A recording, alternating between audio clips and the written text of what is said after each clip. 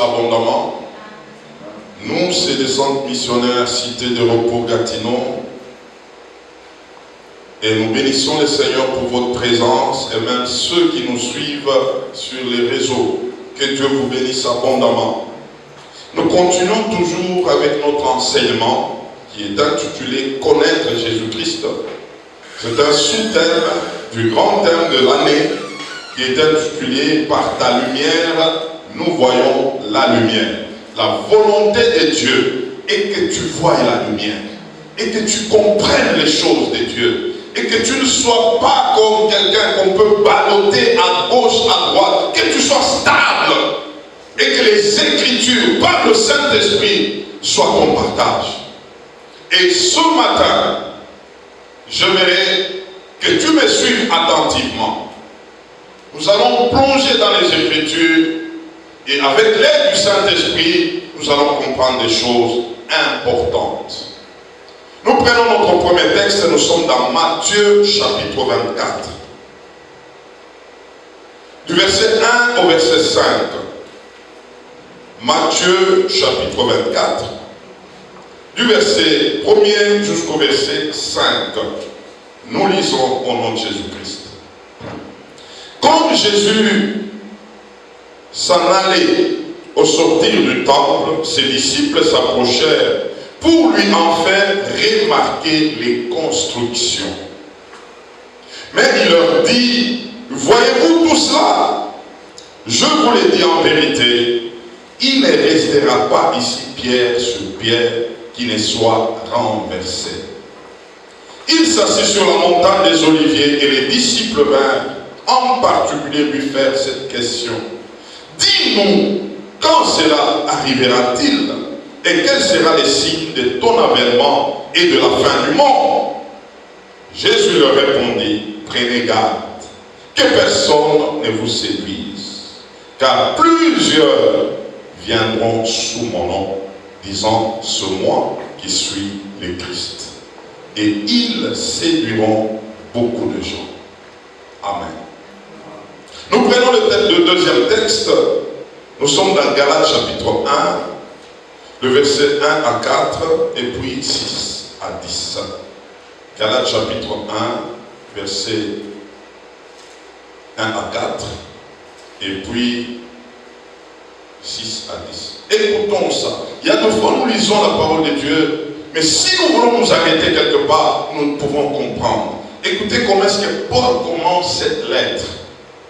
Paul, apôtre, non de la part des hommes. Ah, donc il y a des apôtres de la part des hommes, ni par un homme. Donc il y a des apôtres qui ne sont pas des hommes, mais par Jésus-Christ et Dieu le Père qui l'a ressuscité des morts. Et tous les frères qui sont avec moi aux églises de la Galatie, que la grâce et la paix vous soient données de la part de Dieu le Père et de notre Seigneur Jésus-Christ. Écoutez le verset 4. Qui s'est donné lui-même pour nos péchés. Ah donc, il y a d'autres Jésus qui, eux, ne se sont pas donnés. Nous allons le comprendre ce matin. Afin de nous arracher du présent siècle mauvais. Notre Jésus est venu nous arracher du présent siècle qui est comment? Mauvais. Selon la volonté de notre Dieu et Père. Verset 6. Je m'étonne que vous vous détourniez si promptement de celui qui vous a appelé par la grâce de Christ pour passer à un autre évangile. Non pas qu'il y ait un autre évangile, mais il y a des gens qui vous troublent et qui veulent renverser l'évangile de Christ. Mais quand nous-mêmes, quand un ange du ciel annoncerait un autre évangile, que celui que nous vous avons prêché, qu'il soit anathème. Nous l'avons pris, nous l'avons dit précédemment, et je le répète à cette heure, si quelqu'un vous annonce un autre évangile que celui que vous avez reçu, qu'il soit anathème. Anathème ici, en d'autres termes, veut dire tout simplement qu'il soit comment? Maudit. Et maintenant, écoutez le verset 10. Est-ce la faveur des hommes que je désire ou celle de Dieu? Est-ce que je cherche à plaire aux hommes? Si je plaisais encore aux hommes, je ne serais pas serviteur de Christ. Amen. 1 Thessaloniciens chapitre 2, versets 3 à 5. 1 Thessaloniciens chapitre 2, versets 3 à 5. Car notre prédication ne repose ni sur l'erreur, ni sur des motifs impurs, ni sur la fraude. Mais selon que Dieu nous a jugés dignes de nous confier l'évangile, ainsi que nous parlons, non comme pour plaire à des hommes, mais pour plaire à Dieu qui sonde nos cœurs. Jamais en effet nous n'avons usé des paroles flatteuses, comme vous le savez. Jamais nous n'avons eu la cupidité pour mobile. Dieu en est témoin. Paul soumet Dieu à tout ce qu'il pouvait faire. Si nous pouvons agir ainsi, nous serons épargnés à beaucoup de choses.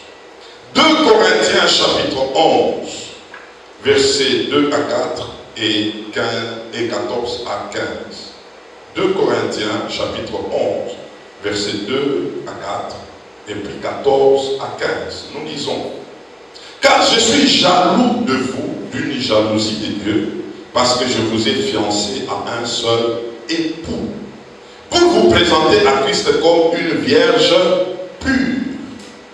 Toutefois, de même que le serpent séduisit Ève par sa ruse, je crains que vos pensées ne se corrompent et ne se détournent de la simplicité à l'égard de Christ. Car si quelqu'un vient vous prêcher un autre Jésus, donc il y a un autre Jésus aussi qu'on prêche.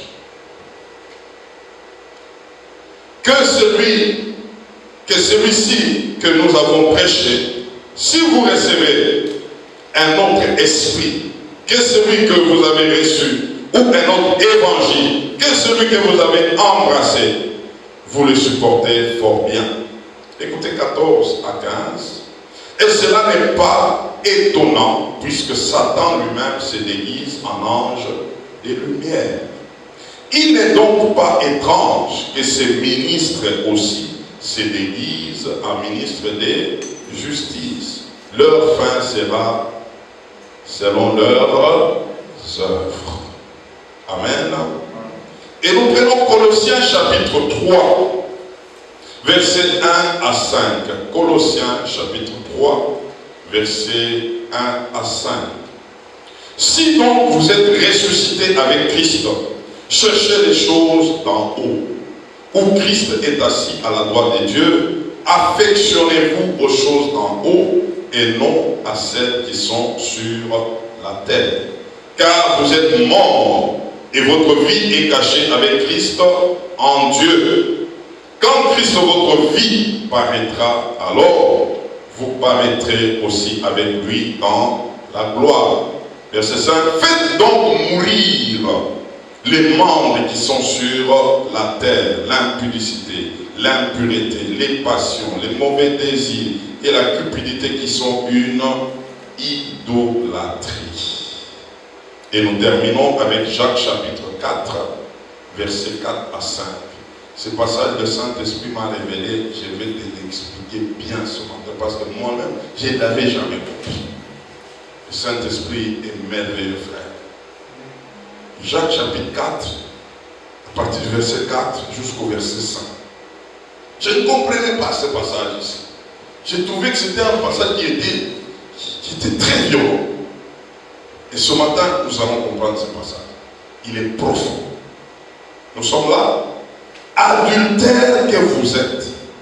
Ne savez-vous pas que l'amour du monde est inimitié contre Dieu? Celui donc qui veut être ami du monde se rend ennemi de Dieu. Croyez-vous que l'Écriture parle en vain? C'est avec jalousie que Dieu chérit l'Esprit qu'il a fait habiter en nous. Avec comment? Avec jalousie. Oh, que le Seigneur soit loué. Amen. Mes frères, nous sommes dans ce terme important, connaître Jésus-Christ, qui lui est notre fondation notre mobile de foi. Et cet homme de Jésus, pendant qu'il marchait sur la terre, il ne se laissait jamais distraire des choses qui avaient trait à la terre. À tout temps, qu'on pouvait le ramener sur ce qui était terrestre, Jésus avait toujours l'obligation de ramener son peuple vers ce qui est céleste. Et ici, le texte de Matthieu 24 suscite quelque chose qui a amené Jésus à parler des choses importantes. Ses disciples étaient avec lui dans le temple. Le temple faisait la fierté d'Israël.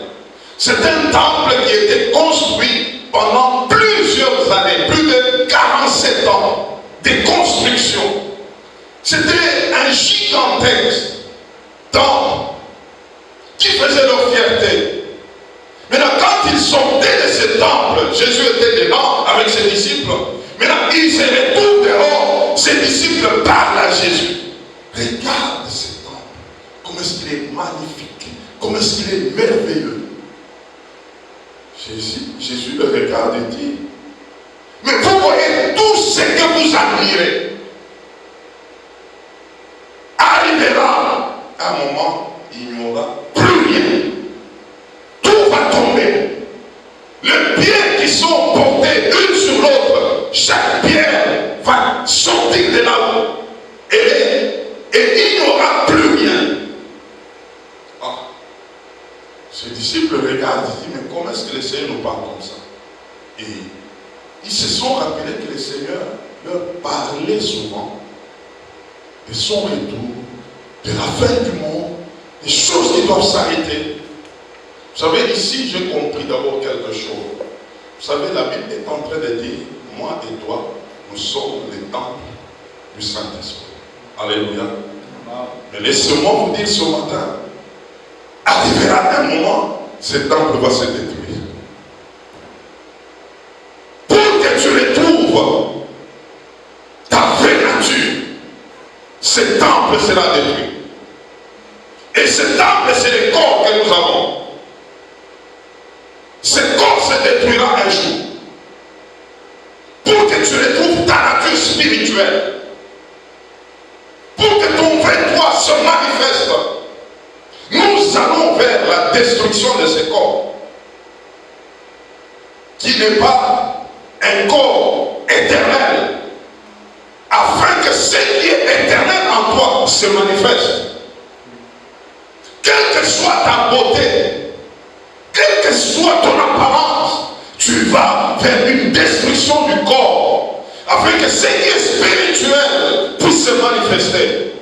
Paul avait compris, c'est pourquoi il dit, même si notre homme extérieur est en train de se détruire, notre homme intérieur est en train de se bâtir. Comprenons ces choses. Il y a des gens qui chérissent leur corps et ils ont tout limité à leur corps. Laisse-moi te dire, le corps est une enveloppe. Le vrai toi est à l'intérieur.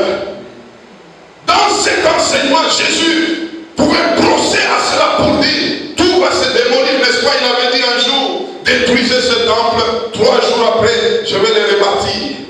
Il s'agissait de ce temple de son corps.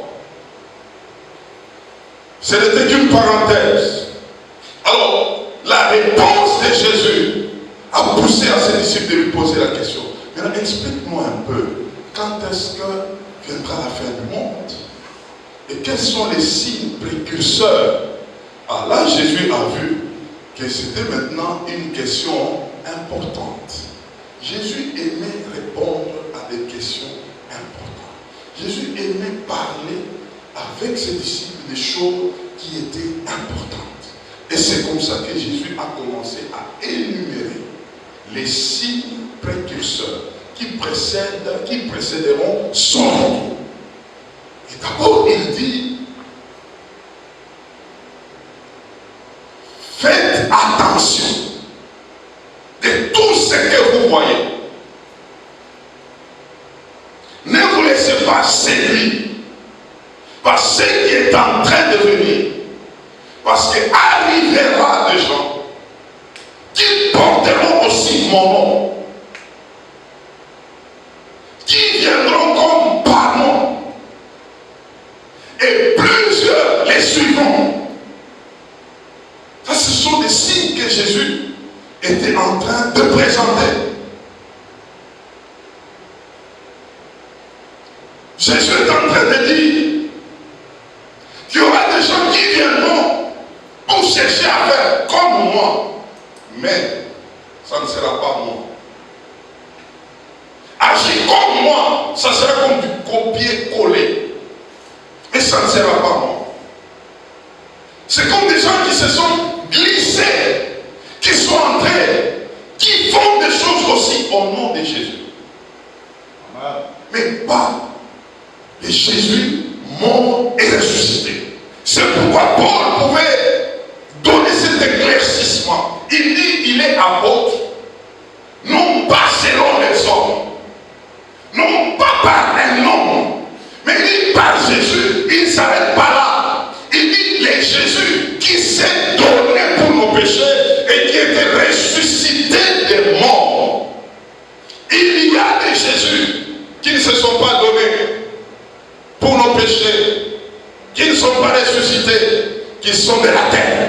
Ils existent. Les Jésus terrestres, qui ne parlent que des choses terrestres, qui ne s'affectionnent qu'aux choses terrestres. Paul a fait cette part des choses.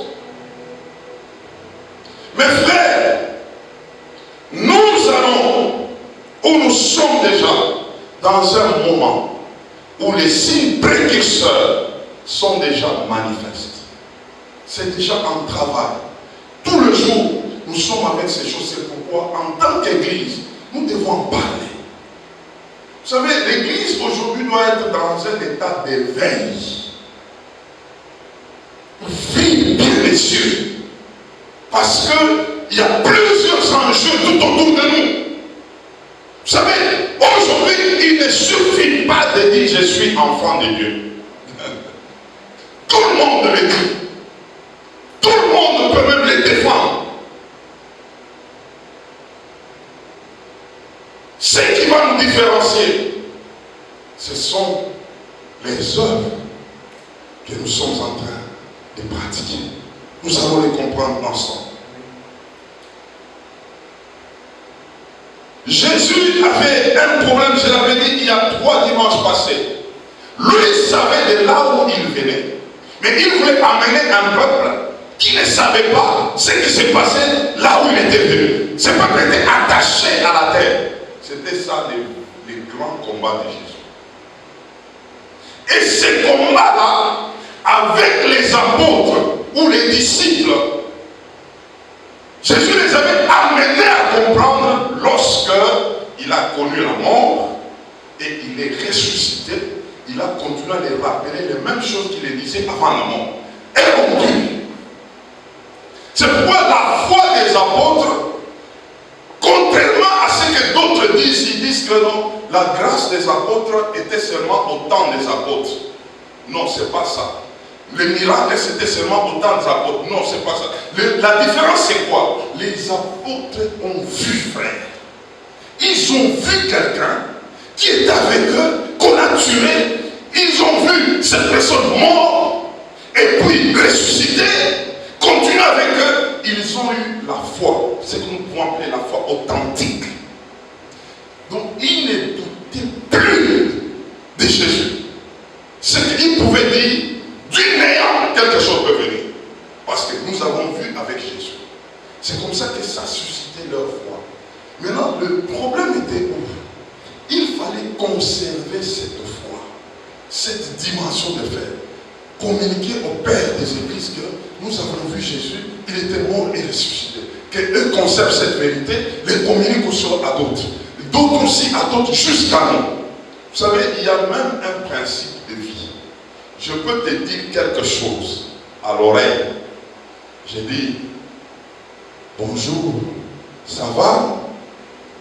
Maintenant, toi, tu parles à l'autre. Qu'est-ce que il t'a dit? Il m'a dit, bonjour, ça va bien. Tu ajoutes, ça va bien. Comme moi, je t'avais dit, ça va. Une vérité peut vraiment se diluer au fil du temps. Et ça s'est passé comme ça avec la foi. Ceux qui devaient garder la foi, ils les communiquaient de génération en génération. Il y a d'autres qui avaient dilué cette foi. Ils pouvaient parler de Jésus et ils pouvaient ajouter aussi quelque chose d'autre. Au fur et à mesure que les années passées, nous nous sommes retrouvés avec une foi teintée des choses qui n'étaient pas appelées à être. Alors c'est comme ça que d'autres qui se sont retrouvés après, des générations après, se sont retrouvés avec ceux-là qui pouvaient imiter la foi et d'autres qui pouvaient garder la pureté de la foi. Alors nous avançons jusqu'à nous retrouver au point où il y a de ceux-là qui ont présenté un évangile où ils vous disent tu peux aimer Dieu et aimer le monde. Ça peut marcher. Un tel évangile a apaisé des gens. Ceux qui aimaient le monde, ils se sont dit non, c'est que l'évangile n'est pas venu nous séparer du monde. L'évangile est venu seulement nous dire vous pouvez aimer Dieu et vous pouvez aussi aimer le monde. Vous pouvez marcher avec les deux. Et déjà là, le problème a commencé. Dieu se présente et Paul le présente comme un Dieu jaloux. Alléluia. La jalousie de Dieu. Il faut la comprendre. Je vous ai parlé dimanche passé de connaître le prix que Jésus-Christ a fait quoi? A payé. Ce prix-là, c'est ce qui suscite la jalousie de Dieu. Parce que notre foi n'est pas venue de l'argent, n'est pas venue de l'or, n'est pas venue par quelque chose de périssable. Il y a quelqu'un qui a donné sa vie. Il n'a pas fait cas de sa vie. Il a payé son sang. Et cette personne, il l'a fait pour que tu lui appartiennes totalement. Que tu ne puisses pas le mélanger avec le monde. C'est de là que vient cette jalousie. Il veut que tu sois conservé pur pour lui.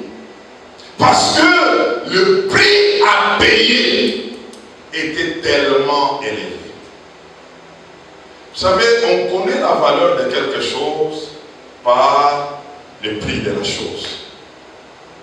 Lorsque le prix ne coûte rien, la chose n'a pas de valeur. Ça n'a pas de valeur. Vous savez, il y a des choses que tu peux recevoir après avoir fait une économie de 40 ans. Et quand tu trouves la chose pour laquelle tu as fait une économie de 40 ans, frère, tu peux accepter qu'on puisse la détruire facilement. Ah non. Tu diras à la personne, non, non, non, frère, attention. Tu ne connais pas le prix que j'ai payé pour avoir la chose. Ceux qui ne connaissent pas le prix, ils dilapident les choses, ils détruisent les choses. C'est ça la différence. Et la plupart des héritiers sont comme ça. Ils détruisent les choses. Pourquoi? Parce que les héritiers ne connaissent pas le prix à payer de la chose. Et c'est ça que Jésus tenait. Parce que le prix était tellement grand. Il dit non. Par ce prix, vous devez changer de vie. Vous affectionner qu'à Dieu seul. Parce que ce prix l'a coûté. Il a payé ce prix-là. Il est mort et ressuscité. Et donc il nous demande, nous aussi, de mourir au monde. C'est pourquoi Colossiens est en train de dire que ceux qui sont en Christ, ils doivent maintenant s'affectionner aux choses d'en haut. S'affectionner, aimer ces choses-là. vivre pour les choses-là. Les choses d'en bas, ils doivent mourir pour ces choses-là. Alors, ce texte devient intéressant. Maintenant, Jacques arrive. C'est ce que je vous ai dit, que nous allons comprendre ce texte. Jacques parle des enfants de Dieu, il les appelle des adultères.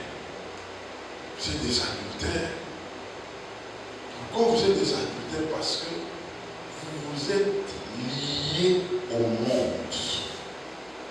Ici, ce n'est pas l'adultère physique. Vous savez, on avait posé une question à Jésus. Est-ce qu'on peut répudier une femme? Qu'est-ce que tu comprends par les divorces? Jésus dit, on ne peut pas séparer ce que Dieu a joué. Ce qu'il avait refusé, mais il dit, sauf en cas d'adultère. Puis il dit, au commencement, il n'était pas ainsi. L'adultère là, c'est quoi? Tu es lié à un homme. Tu es marié à un homme. En même temps, tu as une autre relation avec un autre homme. C'est que là, il faut une relation qui te sort. Tu ne peux pas avoir deux relations. C'est par là que Jésus a dit, là il y a au moins un divorce. Parce qu'il y a deux relations, ce n'est pas une seule relation. Tu ne peux pas aller avec ces deux relations. Tu ne peux pas prétendre marcher avec Dieu comme époux et avoir un autre époux qui est le monde. Le monde c'est tout un époux. Le monde c'est tout un mari. Quand il vient comme chef. Il veut te diriger. Il veut marcher avec toi. C'est là que Jacques dit non. Si vous dites que vous devez aimer le monde et aimer aussi Dieu, vous êtes des adultères. Parce que vous vous retrouvez avec deux maris. Comment vous allez faire? Tel mari a ses exigences. Tel autre mari a ses exigences. Comment tu vas les mélanger? Et Jésus, quand il dit au commencement, il n'en était pas ainsi. Il parle du commencement d'Adam et Dieu avant la chute. Avant la chute, Adam avait comme mari Dieu seul. Et ici pour l'Église, l'Église c'est une épouse. L'Église n'a comme mari Jésus-Christ. Et comment tu peux avoir un mari comme Jésus et avoir aussi un mari comme le monde? Maintenant, mes frères, ces choses, nous devons bien les comprendre. Il y a de ces enfants de Dieu entre guillemets qui marchent en adultère. En même temps, ils ont des relations avec le monde. Ils vivent avec le monde. Ils marchent dans le monde. Ils travaillent selon le monde. Ils agissent selon le monde. Quand Dieu le regarde, ils trouvent qu'ils ont un autre mari. Mais en même temps, ils se disent, nous sommes avec Dieu.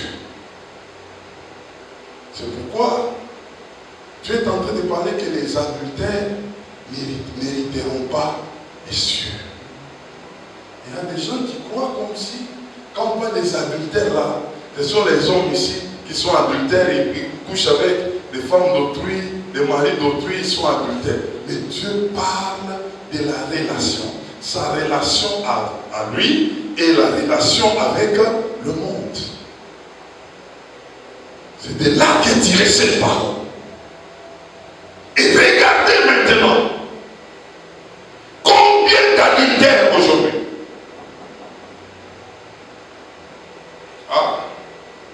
Cette parole, comme je vous ai dit, j'étais debout depuis 5 heures du matin. J'ai travaillé le message ici. Quand elle est venue sur moi, je suis sauté. C'est comme ça que ce passage explique les choses.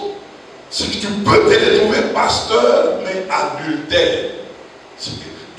Toi, c'est le monde. Tu aimes le monde. Mais tu dis Jésus est là. Mais tout, c'est le monde adultère. Parce que Dieu est encore avec toi. Tu te prétends être avec lui. Tu as deux maris.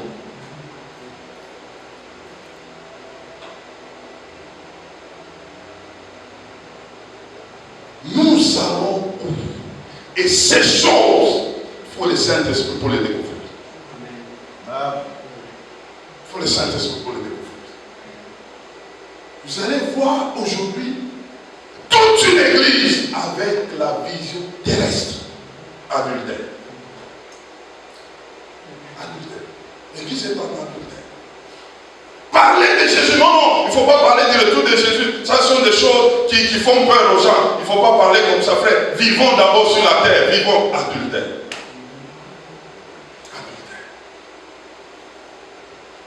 Jésus, il devient un autre Jésus qui doit nous rassurer à faire des choses sur la terre. Adultère. Jésus, on parle de lui. Quand on parle du retour, on ne veut pas entendre ces choses-là. Expliquez-nous, frères, comment nous allons vivre sur la terre, comment nous allons gagner l'argent, comment nous allons faire. Et c'est comme ça qu'on donne autant de techniques, autant de visions, autant de choses pour gagner la terre. Les gens sont étrangers aux choses d'en haut. Quand on leur dit, au ciel, ça sera bien dit, ah non, non, arrêtez-moi un peu la fête du ciel. Le ciel, on ira là-bas seulement pour chanter. Frère, on n'ira pas au ciel pour chanter. Vous êtes avec moi, je vais vous expliquer ce qu'on fera au ciel. Dieu nous aide, je vais vous expliquer ça. C'est tout un gouvernement, frère. Amen. C'est toute une vie, frère. Mais on a dilué ces choses. Ça devient que non, non, bon. Quand tu veux mourir là, non, prions pour lui pour qu'il parte au ciel. Mais il a déjà consommé tout sur la terre. Prions seulement pour lui qu'il parte au ciel. Mon frère, est-ce que vous avez prié pour lui pour qu'il reçoive Jésus? Là, il est sur le lit d'hôpital. Le Seigneur n'a pas besoin de gens comme ça. Tu seras sentinelle au ciel, frère. L'éternité à l'éternité, sentinelle. On nous a amenés à vivre une vie d'adultère. Parce que nous marchons, nous traitons avec deux maris. Quel est le souci qui te prend aujourd'hui? Les soucis d'en haut ou les soucis d'en bas? Pose-toi de telles questions. Quelqu'un est malade, il est là. Frère, non, en tout cas, je ne sais pas. Moi, j'ai fait des projets, ça ne marche pas. Je demande, c'est Dieu ici, c'est comme s'il existe. C'est comme s'il n'existe pas. On ne fait que pleurer. Quand tu pleures là, c'est pour les choses de la terre. Adultère. Ah, c'est pourquoi il y a même terre là, adultère.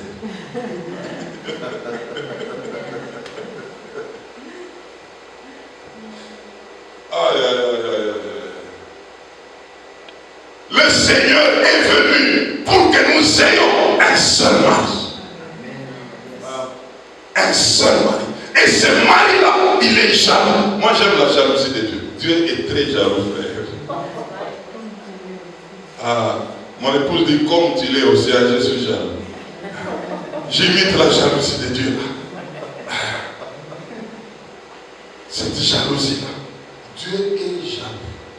Et l'apôtre Paul dit, il veut nous présenter comme des vierges pures. Des personnes que personne ne touche pas. Il ne faut pas toucher, même toucher un homme. Ne touche pas, ne touche pas. Il est à moi seul. J'ai mis un cachet sur cette personne. Elle est à moi. C'est de cette jalousie-là dont Dieu est en train de parler. Dieu est jaloux de toi. Pourquoi? Les prix, frère. Il a payé un prix. Tu n'as pas épousé par la dot d'argent. Tu as épousé avec une dot du sang. Pour donner la dot, il a fallu que le sang coule. Et une telle dot, frère, on ne peut pas jouer avec. Ce n'est pas l'argent qu'on ramasse ici. Tout le monde peut avoir de l'argent. Tout le monde. Et de plusieurs manières. Mais tout le monde ne peut pas donner le sang, frère. Non, non, non. C'est pourquoi il a fallu seulement Jésus. Pour le faire. Et Alors, non seulement j'aime ne pas présenter seulement les problèmes, mais j'aime présenter aussi la solution. Je me dis comment nous devons nous comporter maintenant avec ça. C'est ce que je vais te donner ce matin.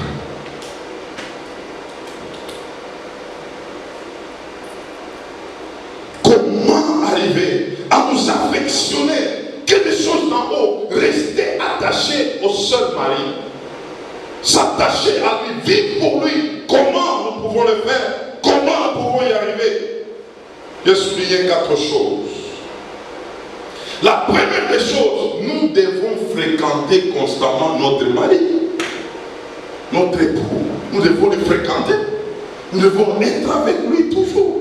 Frère, si tu aimes ton mari, tu aimes ton mari, mais tu dois aimer d'être avec lui. Il y a des gens, aujourd'hui je trouve que c'est un problème. Il y a des gens qui vivent en mariage, les uns en Afrique, les autres en Europe. Ils disent non, nous sommes mariés et femmes, j'ai précédé ma femme et elle va habiter là-bas en Europe, moi je vais rester ici, je vais travailler. Ça c'est pas de l'amour, frère. Ça c'est pas le mariage. Là où il y a mariage, il y a amour, il y a collé, serré, cimenté. Tous les jours, mari-femme, tous les jours, mari-femme, tous les jours. Et il y a même de ces femmes qui disent à leur mari, oh moi je vais aller en vacances. Quelles vacances? Oh non, je vais, donnez-moi des vacances, je vais aller en vacances sans mari. Ça c'est un problème. Mari-femme là, c'est moitié-moitié. Mari c'est le pied gauche, la femme c'est le pied droit. Comment ça peut se séparer? Oh non, en tout cas, j'aimerais un peu, me retirer un peu, parce que bon, tout le temps ensemble. Mais mari-femme là, c'est tout le temps ensemble. Tout le temps ensemble. Et plus vous êtes ensemble, vous êtes en train de vous confondre.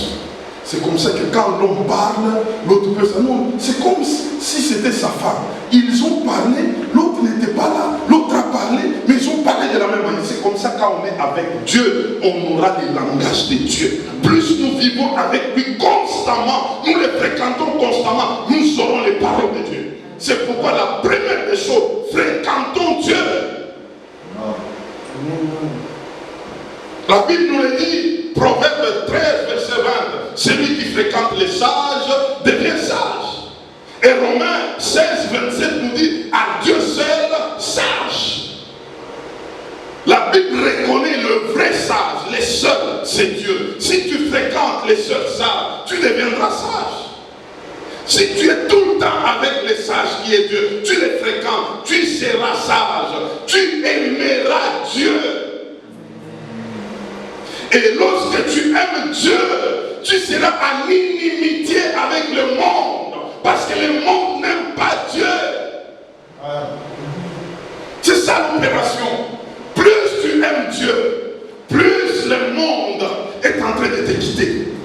Le monde est en train de te lâcher. Parce que le monde ne marche jamais ensemble avec Dieu. Tu ne peux pas être avec Dieu et en même temps avec le monde. Le monde, quand il voit l'amour de Dieu au-dedans de toi, le monde va te laisser. Le monde va te lâcher. Tu vas partir. Le monde n'aura plus de place.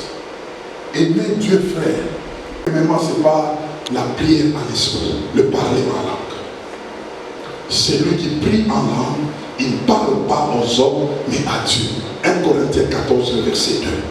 La fréquentation chez Dieu, par la prière en esprit, tu es en train de les fréquenter, tu finiras par avoir la nature de Dieu. Ah, c'est la première des choses. La deuxième des choses, il faut être un mangeur du rouleau, un mangeur de la parole de Dieu, un mangeur acharné de la parole de Dieu, un gourmand, voilà, gourmand de la parole de Dieu. Sois gourmand. Et même des constipations. Il y a des gens qui ont des constipations de la bouffe. Ils aiment tellement manger et il devient constipé. Il cherche même les médicaments pour que son ventre se libère. Frère, avec la constipation divine, tu Tu n'auras pas les médicaments pour te décharger. Ça sera maintenant des miracles qui vont commencer à se passer. Parce que c'est la parole qui commencera à sortir. Et là où la parole sort, c'est les signes qui se manifestent. Un constipé de la parole de Dieu, il vivra la main de Dieu. Il vivra la main de Dieu. La constipation selon Dieu, c'est comme quelqu'un, vous savez, il y a des gens constipés et ils commencent à faire quoi? Ils commencent à vomir. Oh, il doit vomir les choses qu'il a mangées. Mais maintenant, tu sois constipé de la parole de Dieu et tu commences à vomir les paroles de Dieu. Tu es en train de les vomir. Ce sont des miracles qui sont en train de s'opérer. Sois celui qui mange cette parole. Proverbe chapitre 22, versets 17 à 21. Ésaïe 34, verset 7. Consultez les livres et lisez. Tout y est. C'est comme ça que Ésaïe est en train de dire. Proverbe est en train de présenter. Il dit, j'ai des choses sûres à te communiquer. Et ces choses-là t'amèneront à avoir toute ta confiance en Dieu. C'est le Proverbe 21. Et troisièmement, il faut chercher l'équilibre entre la parole et le Saint-Esprit. Laissez-moi souligner cet aspect. Quiconque aime la parole de Dieu, la parole de Dieu le conduira vers le Saint-Esprit. Quiconque aime le Saint-Esprit le conduira vers la parole de Dieu. Les deux sont des jumeaux. Il n'y a personne qui peut se mettre. Il commence seulement. Lui, c'est la parole. Moi, c'est la parole. C'est la parole. Sans le Saint-Esprit, ça sera la lettre. Il n'y aura pas de vie. Si quelqu'un commence le Saint-Esprit, non, vous l'avez des paroles là. Ah non, il sera un spirit. Il peut tomber de manière. Les deux marchent ensemble. Celui qui va vers la parole le conduira vers le Saint-Esprit. Celui qui va vers le Saint-Esprit le conduira vers la parole de Dieu. Et c'est comme ça que tu vas retrouver l'équilibre des deux. D'une part la parole, de l'autre part le Saint-Esprit. Ils vont t'amener à avoir un discernement. Ils vont t'amener à avoir la perception de là où nous sommes, de quand où nous sommes. Ces choses. C'est pourquoi, mes frères, tous ceux aujourd'hui qui travaillent et avec la parole et avec le Saint-Esprit connaissent les temps dans lesquels nous sommes. Je vous dis la vérité. Ils connaissent les temps. Ils savent que nous tendons vers la fin. C'est pourquoi ils accentuent ce message. Le Saint-Esprit souffle. La parole souffle. Et les gens réalisent, non. Nous devons nous réveiller. Nous sommes en train d'aller vers la fin. Il te donne un entendement spirituel. Tu comprends les enjeux. Ce qui arrive à Israël, ce qui arrive aux États-Unis, ce qui arrive en Afrique. Maintenant, tu commences à les comprendre. C'est quoi qui arrive? Et l'Esprit commence à te dire, il y a quelque chose qui est sur le point d'arriver. Lis tes paroles. Lis tes paroles. Tu commences à comprendre. Par les événements, par la parole, par le Saint-Esprit, ça te donne une ligne de conduite. Je ne me vois pas quitter ce message. J'ai des évidences, mes frères, d'Israël, des États-Unis, de l'Afrique, ce qui se passe, et par le Saint-Esprit. C'est pourquoi je dis, quand tu as le Saint-Esprit, tu deviens intelligent. Le Saint-Esprit donne l'intelligence, frère. Tu vas comprendre les choses. Et c'est d'ailleurs l'esprit d'intelligence. Il y a l'intelligence dans le Saint-Esprit. Ésaïe chapitre 11, verset 1 à 2. Vous allez retrouver là-bas les 7 esprits de Dieu. Il y a l'intelligence, il y a la sagesse, il y a la connaissance, il y a la crainte de Dieu. Tout ça, c'est dans le Saint-Esprit. Tu auras toutes ces perceptions-là. L'équilibre. Et en fin de compte, quatrièmement, je suis en train de terminer. Ces choses-là vont t'amener à devenir un homme sélectif. Ah, ça j'aime. Tu as fréquenté Dieu. Il t'a amené à fréquenter Dieu par sa parole. Et puis, tu entres dans l'équilibre parole Saint-Esprit, tu deviens éclairé et le résultat, tu deviens un homme sélectif. Un homme sélectif ne se retrouve pas partout. 1 Corinthiens chapitre 15, verset 33. Les mauvaises compagnies corrompent les bonnes mœurs. Tu as compris des choses, il y a de ces environnements où tu ne mettras pas les pieds. Il y a de ces relations qui doivent tomber de soi. Parce que ce sont des relations qui t'amènent dans l'inimitié avec Dieu. Il faut tomber. Tu as des relations avec des gens qui n'aiment pas Dieu, qui ne parlent pas de Dieu. Mais tu dis que c'est un ami, tu dis que c'est un frère, tu dis que c'est une connaissance. C'est contradictoire. Ça ne passe pas. Parce que tu aimes Dieu, parce que tu as compris les temps, tu deviens sélectif. Je veux vous dire ce soir, ce matin, il y a de ces relations qui sont déjà tombées pour moi. Parce que j'ai compris. Et quand je suis dans ces relations-là, je ne suis pas édifié. Quand je suis dans ces relations-là, ça me rappelle le péché. Quand je suis dans ces relations-là, ça me rappelle la fraude. Quand je suis dans ces relations-là, ça me rappelle des conflits. Quand j'ai fait tomber, il y a des personnes, ils peuvent m'appeler. Je parle avec eux, c'est 2 fois, 3 fois, et c'est fini, on n'a rien à se dire. Parce que moi, je vais t'amener vers le royaume, toi, tu chercheras à m'amener vers le bas, ça n'ira pas. Et du coup, ces relations tombent dessus. On a compris les choses. La foi, elle est sévère. Je vous dis la vérité. Parce que nous sommes dans un monde méchant.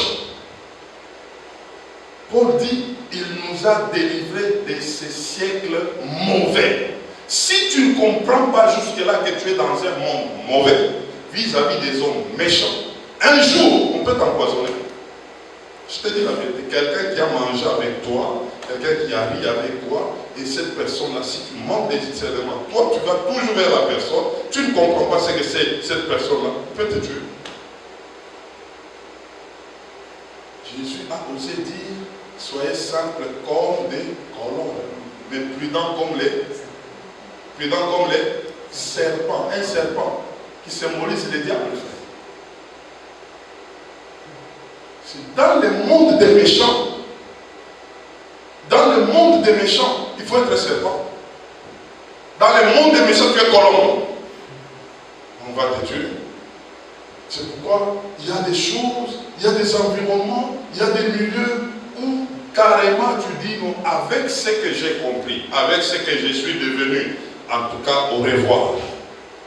Au revoir avec vous. Nous pouvons parler avec vous, mais moi et vous restez là. Non. Si vous voulez rester avec moi, parlez mon langage. Vous savez, s'il y a des gens têtus, je suis en train de clôturer, ce sont les païens. Les païens disent, oh, vous, depuis que vous avez commencé à prier, vous commencez à nous laisser. Mais nous pouvons parler avec vous, nous n'avons pas de problème. Qu'est-ce qu'ils veulent là? Ils veulent parler avec vous, qu'ils restent païens, pour vous amener vous à devenir commun. Mais ce n'est pas pour qu'ils changent. Ils demandent, c'est pourquoi des gens parlent, depuis que vous avez commencé à prier là, vous n'avez plus l'amour. Vous nous avez laissé. Et ils définissent l'amour, c'est que vous fassiez commun.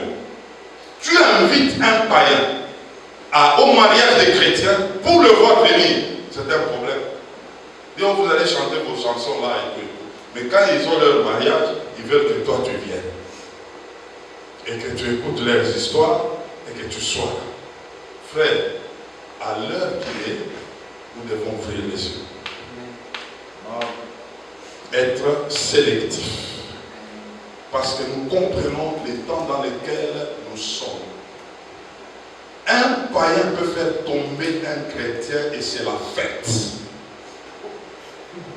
Je vous dis la vérité, il est en fête. Il peut poursuivre les chrétiens dès que les chrétiens tombent. Et vous savez, tomber là, c'est quoi? Un païen peut influencer un chrétien à voler. Dès qu'il vole et lui s'élève. Nous avons fait avec lui. Il s'appelait qui? Chrétien. Soyons sélectifs. comprenons, et lorsque nous comprenons ces choses, les tentations vont diminuer. Je vous dis la vérité. Ça aura affaire à quelqu'un, non, celui-là me connaît, celui-là sait faire les choses, en tout cas je vais chercher ailleurs. Le diable a plusieurs clients. S'il trouve que toi tu résistes trop avec lui, il peut changer. Il peut aller s'occuper des autres. Parce que toi tu as compris. Que le Seigneur nous aide. Nous sommes à un temps mauvais et nous devons ouvrir l'œil et le bon. Que Dieu bénisse sa parole. Amen.